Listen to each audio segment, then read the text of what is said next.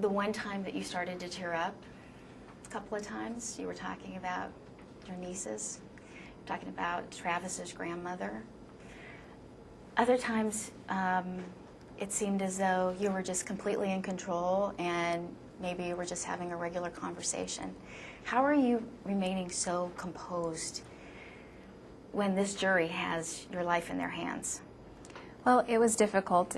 I think I was shaking, and I didn't know if anyone else would notice, but people commented on it afterward. I was almost convulsing. So I was very nervous. I was emotional, but it's like I have a lot of practice suppressing things, which isn't a good practice, but I utilized a little bit of that so that I could maintain my composure instead of getting overly emotional and not being able to proceed. You realize people view that as being cold. Well, they're not in my shoes, and I'm certainly not cold. You mentioned in the previous interview that if you knew 5 years ago what you know now about how your relationship with Travis was so unhealthy, you would have gotten out.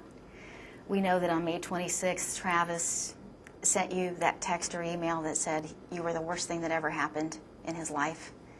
Was he the worst thing that ever happened in your life? That's difficult to answer because I don't even know how to answer that. I can't say yes and I can't say no. Why? Well, because it's such a complex question. It has a lot of facets to it. And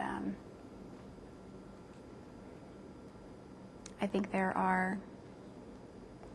with time and perspective, I would be able to answer that. But right now, it wouldn't be right to say yes, and I can't say no. Do you still love him? Yes.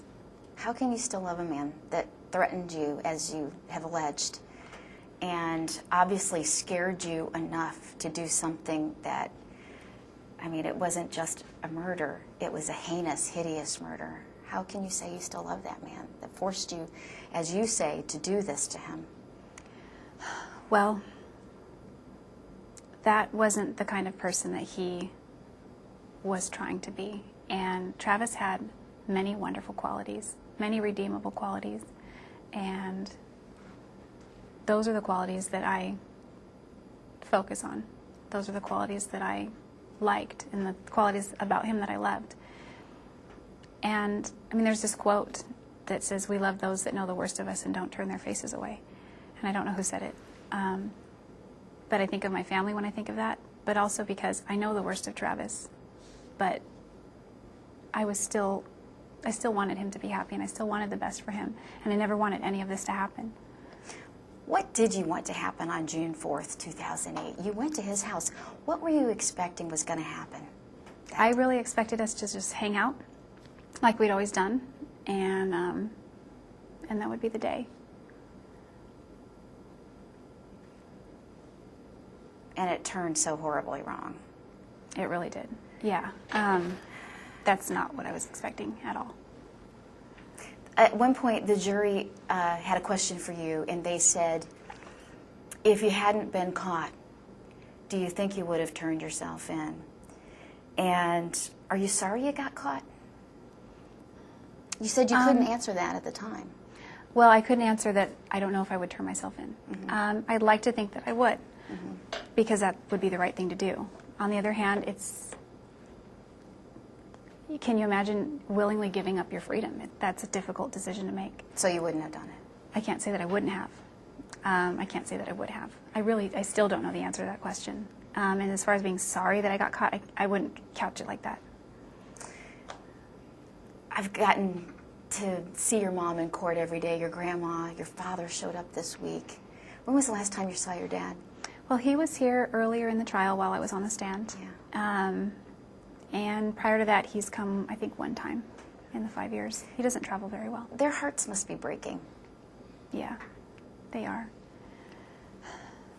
They are. There were a few times where you'd turn and look at them every now and then, but it seemed like it was few and far between.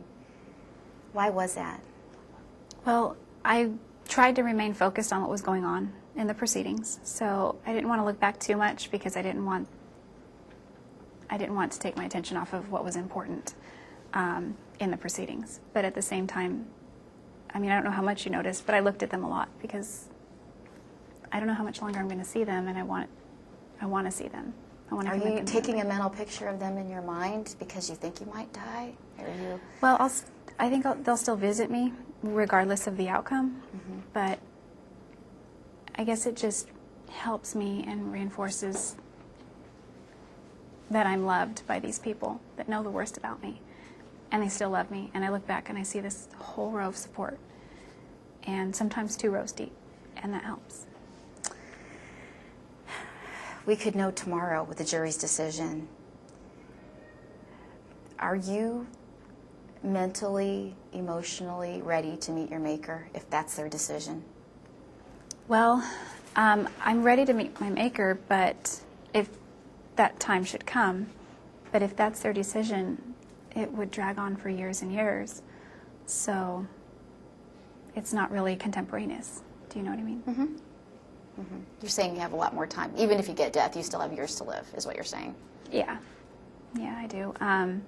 That doesn't mean that it's a great quality of life or anything like that. Mm-hmm. If I got a death verdict, this thing keeps dragging on. And I'd really like to close this chapter. I hope that I hope people can get closure. That's the goal for me. I want them to be able to get closure, get peace. Travis's family. Yes, very much. And I don't even know if that's possible. I hope it is. I hope it is for them. I don't know if it's possible. I wish I could just wave a wand and make it possible. Do you think about, okay, if the jury comes back and they give me death, do you think about what that moment would be like? When Yes. they put the needle in your arm? You have thought about that? I haven't thought about that, no. Not at all. Not in great detail. What have you thought about pertaining to that? I've thought about more like the moments immediately following the announcement of the verdict. I have a pretty clear idea of what's going to happen at that point. So at that point, it'll just be taking it day by day and seeing where things go. So you really mentally haven't even gone there. Mm-mm. I haven't. It's more like I'll cross that bridge when I come to it. But you did say that you preferred death at one point, and then today, because of your family, you said, I wouldn't want to put them through that. So at one point, it seemed as though you were thinking about death. Yeah. And preferring the death penalty. Yes. So you have thought about it. Well, to that degree, yes. Just the fact that, I believe we are eternal, and in a sense, it's kind of like, well, if my life is over, why be a burden to my family? Why be a burden to the system? Why not just remove myself from this picture and move on? That's how I looked at it then. Mm-hmm. Who convinced you? Did your family say, look, you have a life worth living? Did they convince you? Did the defense team convince you? Did something happen between that interview? It was a short period of time. Yeah, actually, they've all said those things, but my cousin convinced me. The way she said it. What did she say to you? She said regardless of what happens, there's still a lot of hope and a lot of things that can be done, and don't do that to your mom. That's sort of the sum of what she said. She said it with a lot more effect, and it really drove it home for me. And a few days later, I saw my mom as well, and she told me the same thing. And it just reiterated that if I go against what they say, it's just going to cause so much pain, so much more pain.